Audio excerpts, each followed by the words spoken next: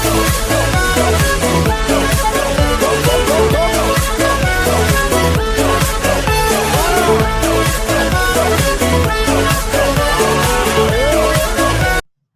हम बात कर रहे थे किसकी, गतियों की। दोबारा एक बार और वापस टॉपिक से स्टार्ट करता हूँ। चुंबकीय गुण पढ़ रहे थे हम। चुंबकीय गुण में जो संक्रमण तत्व है, डी ब्लॉक के तत्व हैं, वे उनके जो चुंबकीय गुण हैं, उनके जो चुंबकीय आघूर्ण हैं, वे दो प्रकार की गतियों के परिणाम होते हैं। कौन कौन सी गतियां हैं? एक तो गति है कक्षीय गति और एक गति है अक्षीय गति। और अक्षीय गति को ही हम क्या कहते हैं? चक्रण गति भी कहते हैं। कक्षीय गति क्या होती है? जिसमें इलेक्ट्रॉन अपनी कक्षा के अंदर लगातार क्या करता रहता है? घूमता रहता है। ये कौन सी गति है? कक्षीय गति। और अक्षीय गति क्या होती है? अक्ष से संबंधित होती है। अक्ष से चक्रण पढ़े थे आपने 11th क्लास में। चक्रण दो प्रकार के होते हैं। जब क्वांटम संख्याएं पढ़ी थी ना आपने, क्वांटम संख्याओं में बात की थी हमने चक्रण, वामावर्त चक्रण, दक्षिणावर्त चक्रण। वामावर्त दक्षिणावर्त के लिए हमने प्लस हाफ और माइनस हाफ इस तरह से मान दिए थे क्वांटम संख्याओं में। तो वही तो है ये चक्रण। तो जो अक्षीय गति की जो चक्रण गति है, ये क्या होती है? अक्ष से जो इलेक्ट्रॉन है वामावर्त और दक्षिणावर्त चक्रण करता है, वही क्या कहलाती है? चक्रण गति कहलाती है। बस ये कहाँ से? सेंटर पॉइंट से क्या होती है? इसकी उत्पत्ति होती है, वहीं से ये वर्क करती है। ठीक है, क्योंकि सेंटर पॉइंट पर ही क्या अवेलेबल रहता है? अक्ष अवेलेबल रहता है। तो यहाँ पर जो चुंबकीय आघूर्ण है वो दोनों इन गतियों के कारण ही निकल करके आते हैं। कक्षीय गति के कारण कौन सा चुंबकीय आघूर्ण? कक्षीय चुंबकीय आघूर्ण। और अक्षीय गति के कारण कौन सा? चक्रण चुंबकीय आघूर्ण।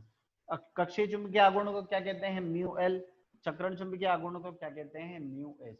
यानी कुल चुंबकीय आघूर्ण हुआ वो इन दोनों गतियों के सदिश योग का परिणाम होता है। इन दोनों गतियों का जो सदिश योग आएगा इनके चुंबकीय आघूर्णों का, उसका कुल योग ही क्या रहेगा? कुल चुंबकीय आघूर्ण रहेगा। इसलिए हमने लिख दिया कुल चुंबकीय आघूर्ण म्यू टोटल बराबर mu S plus mu L. तो ये बात आती है यहाँ पर। लेकिन जो ये संक्रमण तत्व है 3D संक्रमण श्रेणी के, इन 3D संक्रमण श्रेणियों में कुछ थोड़ा सा चेंजेस आ जाता है और उनके ब्लॉक के तत्वों की तुलना में। क्या आता है देखें। जो संक्रमण श्रेणी के तत्व हैं 3D सीरीज के, 3D श्रेणी के, इनमें जो सामान्य ऑक्सीकरण अवस्था है वो क्या दर्शाते हैं? ये +2 दर्शाते हैं। यानी जो फोरेस के इलेक्ट्रॉन है वो क्या हो गए? कंप्लीटली खत्म। सब में फोरेस में मैक्सिमम या तो 2 आता है या 1 इलेक्ट्रॉन आता है। ठीक है, 2 इलेक्ट्रॉन क्या हो गए? खत्म हो गए। तो कहाँ पहुंच गए हम? 3D में। तो देखना यहाँ पर डायग्राम बना रहा हूं मैं, चलो इसी में समझा दूंगा इस डायग्राम में। ये देखो मैंने 3 कोश ले लिए और ये मैंने 4 कोश ले लिए। तो ये फोरेस वाला कोश ये है, ये 3D वाला है। ठीक है, अब देखना यहाँ पे जो फोरेस कोश है, इस फोरेस वाले कोश में जो +2 जो चार्ज अगर रहेगा इनका सामान्य ऑक्सीकरण अवस्था में, तो ये क्या करेंगे? फोरेस क्या हो जाएगा? यहाँ से फिनिश हो जाएगा ये फोरेस, क्योंकि 2 इलेक्ट्रॉन तो क्या कर दिए गए? निकाल दिए गए पहले। और 2 इलेक्ट्रॉन जब निकाल दिए गए तो ये क्या हो गया? फोरेस फिनिश। तो क्या बचा? 3D। तो जो 3D जो डी कक्षक की बात कर रहे हैं अपन, ये कहाँ उपस्थित है? बाह्यतम कोश में। 3D क्या हो गया? बाह्यतम कोश में उपस्थित है। ठीक है, तो अब जो आने वाले लिगेंड आएंगे या कोई भी स्पीशीज आएगी, तो इनमें जो इलेक्ट्रॉन होंगे वे इनसे क्या करेगी? डायरेक्टली अट्रैक्ट करेगी, इंटरेक्ट करेगी, सीधे ही क्या करेगी? इनसे अंतर क्रिया करेगी। तो जब सीधे ही अंतर क्रिया किससे होगी? 3D कक्षक के इलेक्ट्रॉनों से होगी। तो क्या ये इलेक्ट्रॉन अपनी कक्षा में घूम पाएंगे? क्या फोरेस के इलेक्ट्रॉन क्या हो गए? खत्म हो गए। किसकी वजह से? +2 ऑक्सीकरण अवस्था की वजह से, क्योंकि सामान्य ऑक्सीकरण अवस्था +2 होती है। तो ये फिनिश। क्या बचा? केवल 3D कोश बचा। 3D में जो इलेक्ट्रॉन थे उनसे कौन क्रिया कर रहे हैं? जो बाहर से आने वाले लिगेंड हैं वे क्या कर रहे हैं? अंतर क्रिया कर रहे हैं।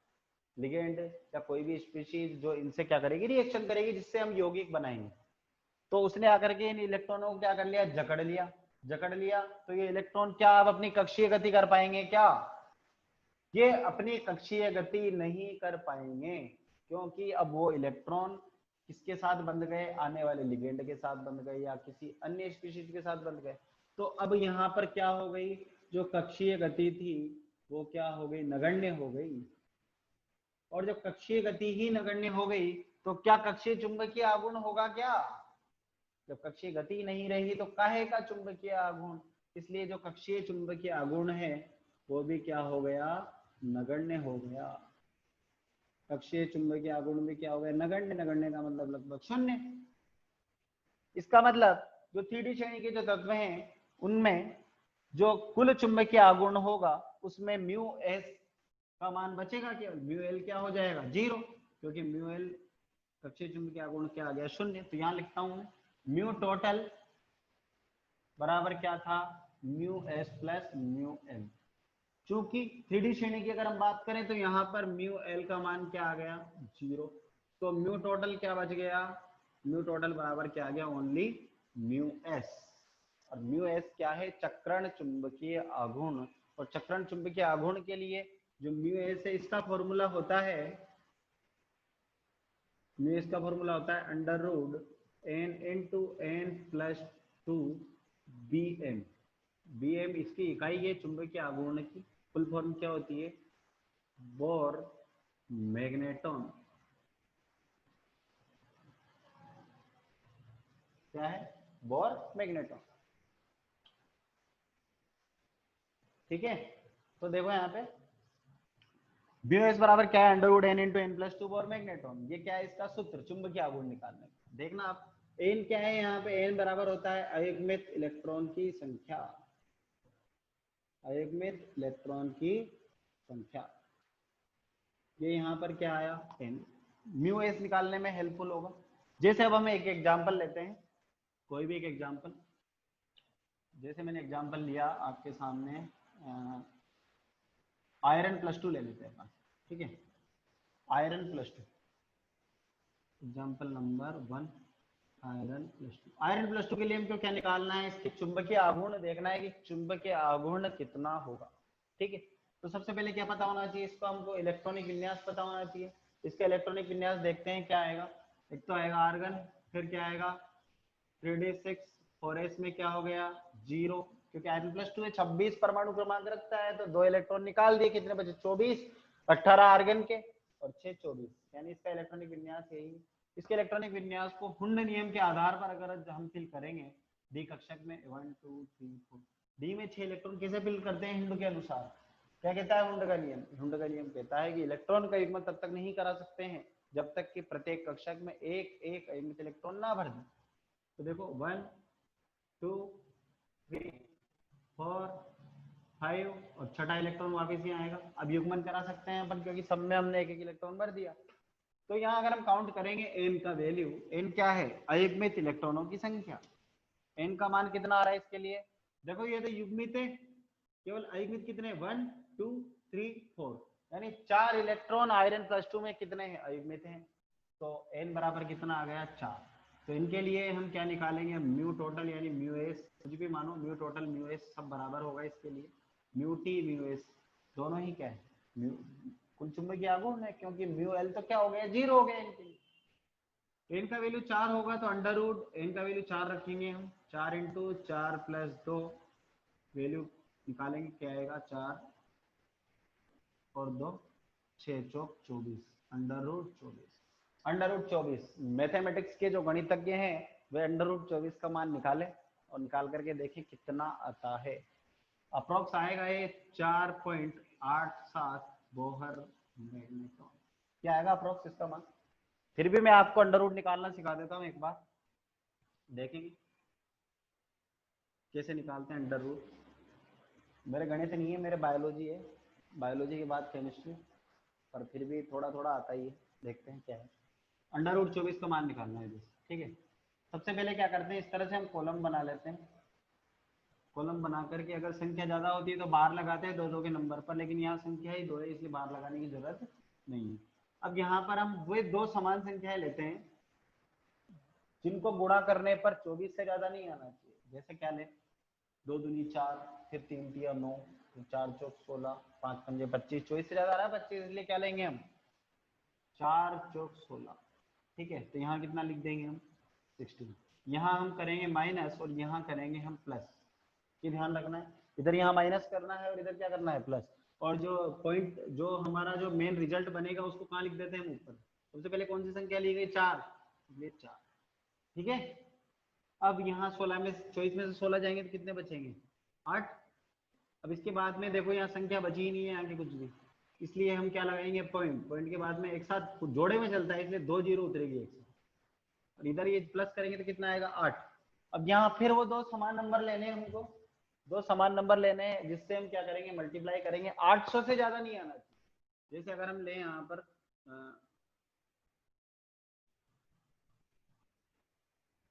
हम ले लेते हैं 8 लेंगे तो देखना क्या आता है, देखिए चेक करते हैं। 8 इंटू 8 कितना आता है, 64। कितना बचा, 6। 64 और 6 कितना होता है, 70। 704 आ रहा है, 800 से कम है। लेकिन क्या कहीं 9 भी नहीं आ, 9 भी आ सकता है क्या, यहाँ पे चेक कर लेते हैं एक बार। नाम 72 आ भी सकता है, देख लेते हैं। देखिए 9 अगर लेते हैं अपन तो कितना आएगा, 9 9 8 9 ज्यादा आ रहा है भाई, कितना आएगा, 8 ही आएगा। तो कितना हो गया, 4.8। यहाँ से इधर तो प्लस कर देंगे, इधर माइनस कर देंगे, कितना बचा, 10 में से 4 गया तो 6, 9 में से 0 गया तो 9, ये क्रॉस, फिर 2 0 उतार देंगे, यहाँ प्लस करते जाएंगे। 8 और 8 16 का 6 हासिल का 1, 96। अब फिर वापस वही नंबर लेंगे इस तरह से। तो वैसे हमारा काम हो गया, देखो 4.8, मैंने रिजल्ट ये लिखा था आपके सामने, आ गया समझ में, आया कि शिवम, आया कि समझ में किस तरह से अंडर रूट निकालते हैं, आ गया। चलो एक बार और, जिसको प्रॉब्लम है वो अपने किसी भी under root 15, under root 32, under root 36 मर्जी पड़े, जिसको एक बार प्रैक्टिस में लेकर के आना, इजीली समझ में आ जाएगा। फिर भी नहीं आएगा तो मैं अलग से एक बार और समझा दूंगा आपको। इस तरह से अंडर रूट निकालते हैं। चलो हम वापस चलते हैं, वापस अपने टॉपिक की ओर। ये तो मैथमेटिकल आंसर था, इसलिए इसमें ज़्यादा टाइम वेस्ट नहीं करेंगे। हम आगे बढ़ते हैं, हम दूसरा एग्जाम्पल लेते हैं। हमने एग्जाम्पल लिया जैसे मैग्नीज +4। क्या एग्जाम्पल ले रहे हैं अपन, मैग्नीज +4। मैग्नीज +4 के लिए क्या देखना है हमको, चुंबकीय आघूर्ण की गणना करनी है। मैग्नीज +4 के क्या निकालेंगे, इलेक्ट्रॉनिक विन्यास। क्या होता है, आर्गन। देखो मैग्नीज का इलेक्ट्रॉनिक विन्यास क्या होता है, आर्गन 3d5 4s2। ये तो मैग्नीज का होता है। 4 इलेक्ट्रॉन क्या कर दिए, निकाल दिए। 4 निकाल दिए तो कहां से जाएंगे, 2 एस से जाएंगे और 2 किससे जाएंगे, डी से जाएंगे। तो कितना रह जाएगा, आर्गन 3d3 4s0, क्योंकि ये विन्यास किसका था, मैग्नीज का। और हमको किसका चाहिए था, मैग्नीज +4 का। विन्यास क्या आ गया, 3d3 4s0। इलेक्ट्रॉन भरेंगे डी में हुंड नियम के अनुसार, तो कैसे आएंगे, डी कक्षक में 5 कक्षक होते हैं टोटल, तो 1 2 3 हो गए 3। एक में इलेक्ट्रॉनों की संख्या निकालेंगे, एन बराबर कितना आएगा, 3 आएगा, क्योंकि देखो 1 2 3 तीनों के तीनों ही क्या है, अयुग्मिक, एक भी युग्मित नहीं है, अतः एक इलेक्ट्रॉनों की संख्या 3 आएगा। तो म्यू एस जब हम निकालेंगे तो वो मान कैसे आएगा, √n into n+2 Bohr magneton. N का वैल्यू ये रहा 3 का वैल्यू यहाँ रख देंगे अपन, एन का मान 3 इंटू 3 + 2, टोटल कितना आएगा, 3 और 2 5 दिया 15, √15। और इसका जब हम रिजल्ट निकालते हैं √15 का, तो वो कितना आता है, 3 पॉइंट लगभग 3.73 अप्रोक्स। ठीक है, इस तरह से आपको क्या निकालना है, चुंबकीय आघूर्ण की गणना करनी है। ये भी डायरेक्टली क्वेश्चन पूछा जाता है आपसे एग्जाम के अंदर, कि जैसे ऐसे पूछ लिया कि आयरन +2 का चुंबकीय आघूर्ण क्या होगा, मैग्नीज +3 का चुंबकीय आघूर्ण का मान ज्ञात कीजिए। इस तरह से क्वेश्चन बनकर के आता है 1 नंबर में। ये चैप्टर जो है ये 1-1 नंबर वाले क्वेश्चन के लिए बना है, और छोटे छोटे क्वेश्चन निकल करके आते हैं, इसलिए हमें छोटी छोटी बातों पर ज्यादा से ज्यादा ध्यान देना पड़ेगा। ठीक है, ये टॉपिक जिसको नोट करना है, कोई एग्जांपल तो नोट कर सकता है। बाकी जो शीट दे रखी है उसके अंदर हमने कुछ एग्जांपल दे रखे हैं, जैसे chromium +1, nickel +2, vanadium +2, iron H2 का +2, निकिल कोबाल्ट, निकिल टेट्राकार्बोनिल। इन सब में आपको जो केंद्रीय धातु परमाणु है, ये डी सीरीज के, क्रोमियम, निकिल, वेनेडियम, आयरन और निकिल, इनके क्या निकालने हैं, यहाँ पर आपको चुंबकीय आघूर्ण की गणना करनी है। तो घर पर आपके लिए होमवर्क है। यहाँ पर जैसे चौथा एग्जांपल है ना, आयरन H2 इसमें आयरन का ऑक्सीडेशन स्टेट कितना है, आयरन का ऑक्सीडेशन स्टेट है इसमें +2, क्योंकि H2O क्या होता है, उदासीन लिगेंड, इसलिए आयरन का ऑक्सीकरण अवस्था कितनी आती है, +2। ऐसे निकिल का टेट्राकार्बोनिल में निकिल पर ऑक्सीकरण अवस्था कितनी है, 0। अभी हमने एक पॉइंट पढ़ा था, कुछ संक्रमण तत्वों की ऑक्सीकरण अवस्था 0 भी होती है, उसका ही उदाहरण है ये निकिल टेट्राकार्बोनिल। इसकी कितनी है, 0। तो इसका इस अवस्था में निकालना है, आयरन का +2 ऑक्सीकरण अवस्था में निकालना है। बाकी पे चार्जेस दिए हुए हैं, क्रोमियम +1, निकिल +2, वेनेडियम +2, इनको आप डायरेक्ट ऐसे के ऐसे ही क्या निकालेंगे, इनके चुंबकीय आघूर्ण। कोई समस्या होगी तो कल आते ही पूछेंगे, फिर भी समस्या आती है तो आप फोन पर पूछ सकते हैं। जो उतारना है नोट कर लो, वरना आगे बढ़ेंगे हम, अगला टॉपिक जो भी है।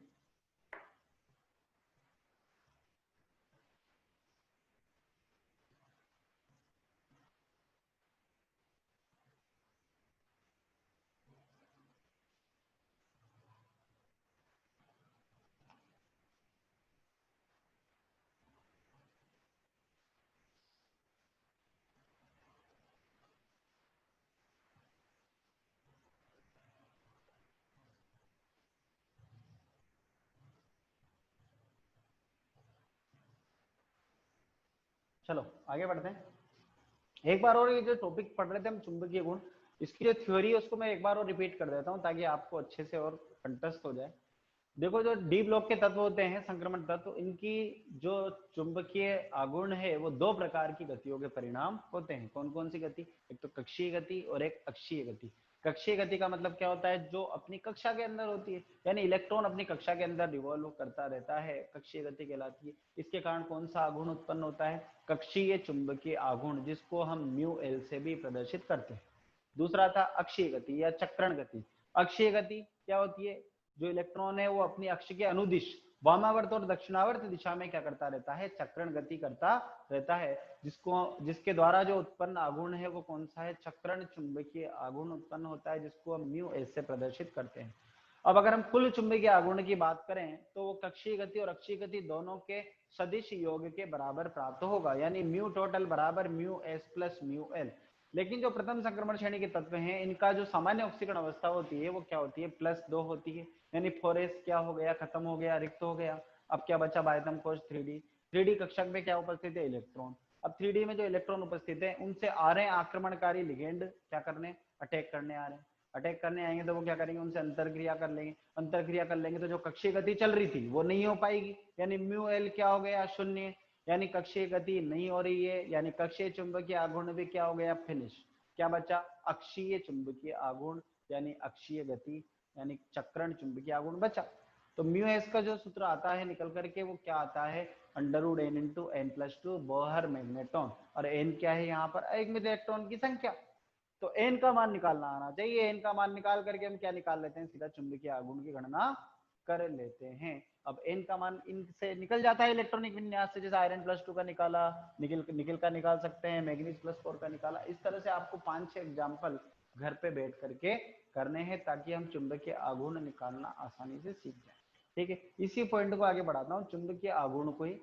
तो जो चुंबकीय गुण थे, इसके आधार पर जो पदार्थ थे उनको 3 भागों में विभक्त किया गया था। कौन कौन से हैं? एक तो अनुचुंबकीय पदार्थ, एक है प्रति चुंबकीय पदार्थ और एक है लोह चुंबकीय पदार्थ। ठीक है, तो जो अनुचुंबकीय, प्रति चुंबकीय, लोह चुंबकीय, तीनों को 1 बाय 1 हम स्टडी करेंगे। नंबर 1 लेते हैं हम अनुचुंबकीय पदार्थ।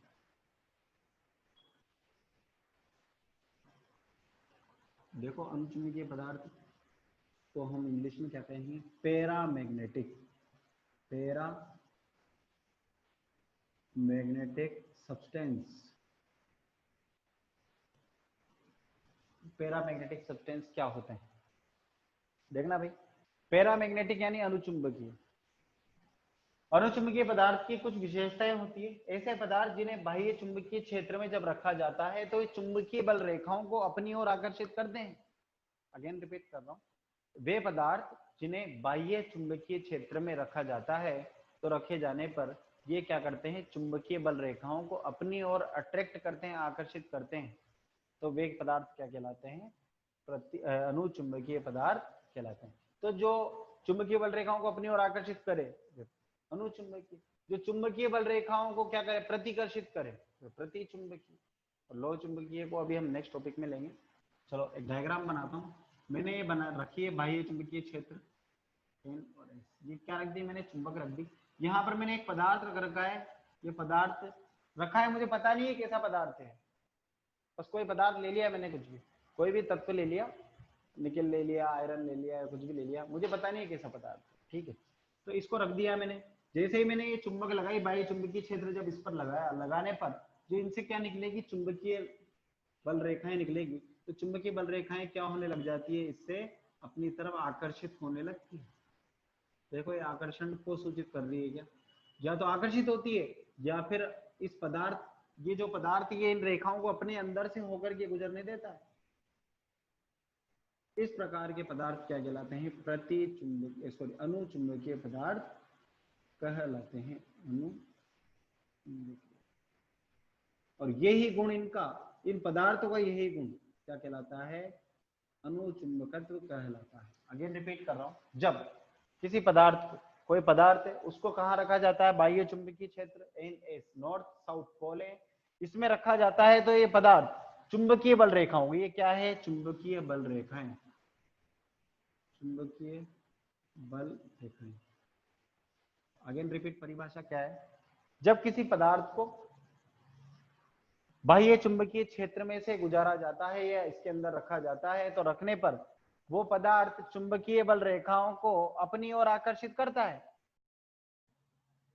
तो वो पदार्थ क्या कहलाता है? अनुचुंबकीय पदार्थ कहलाता है। और उसका यह गुण क्या कहलाता है? अनुचुंबकत्व कहलाता है। समझ में आ गई क्या? और इनकी कुछ विशेषता होती है। क्या विशेषता होती है? इनके पास कम से कम एक अयुग्मित इलेक्ट्रॉन पाया जाता है।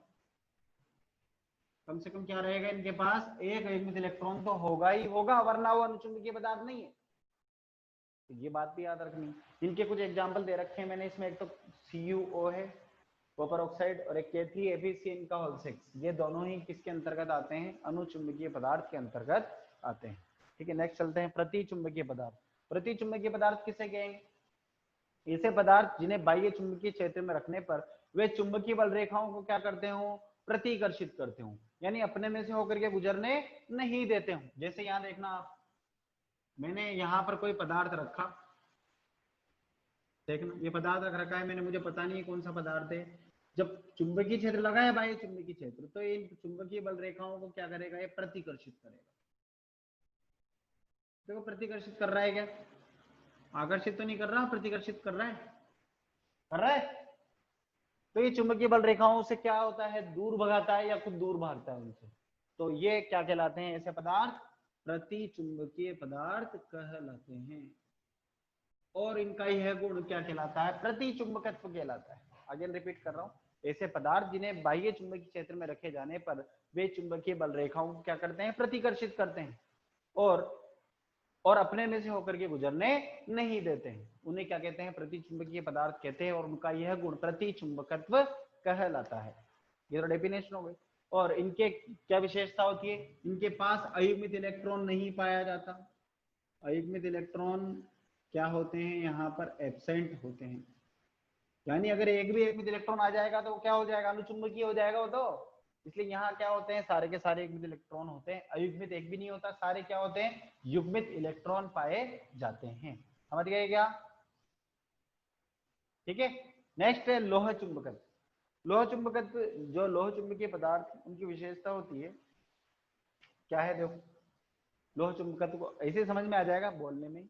ऐसे पदार्थ जिन्हें बाह्य चुंबकीय क्षेत्र में जब रखा जाता है, बाह्य चुंबकीय क्षेत्र में रखे जाने पर वे क्या करते हैं? चुंबकीय बल रेखाओं को अपनी तरफ आकर्षित करते हैं। बाह्य चुंबकीय क्षेत्र में जब रखते हैं तो ये चुंबकीय बल रेखाओं को अपनी तरफ आकर्षित करते हैं। लेकिन कुछ समय बाद अगर हम ये बाह्य चुंबकीय क्षेत्र भी क्या कर दें? हटा दें। जो चुंबकीय क्षेत्र लगाया था बाह्य, इसको जब हम हटा देंगे, हटाने के बाद में भी कुछ देर तक वे चुंबकत्व का प्रदर्शन करते रहेंगे, वे क्या कहलाते हैं? लोह चुंबकीय पदार्थ कहलाते हैं। और ये पदार्थ अनुचुंबकीय पदार्थ ही होते हैं जिनको किसमें परिवर्तित किया जाता है? लोह चुंबकीय पदार्थ में परिवर्तित किया जाता है। अगेन रिपीट कर रहा हूं, वे पदार्थ जिनको बाह्य चुंबकीय क्षेत्र में रखे जाने पर वे चुंबकीय बल रेखाओं को अपनी ओर आकर्षित करते हैं, लेकिन चुंबकीय क्षेत्र हटा लेने के उपरांत भी वे चुंबकीय बल रेखाओं को अपनी तरफ आकर्षित करते ही रहते हैं। इसे क्या कहते हैं? लोह चुंबकीय पदार्थ कहते हैं। और इस प्रकार के जो ये पदार्थ हैं, इन्हें अति चुंबकीय पदार्थ भी कहा जा सकता है, क्योंकि चुंबकीय क्षेत्र हटा लिया उसके बाद में भी चुंबकत्व का गुण दर्शा रहे हैं, तो क्या कहलाएगा? अति चुंबक। क्या कहलाएगा वो? अति चुंबक।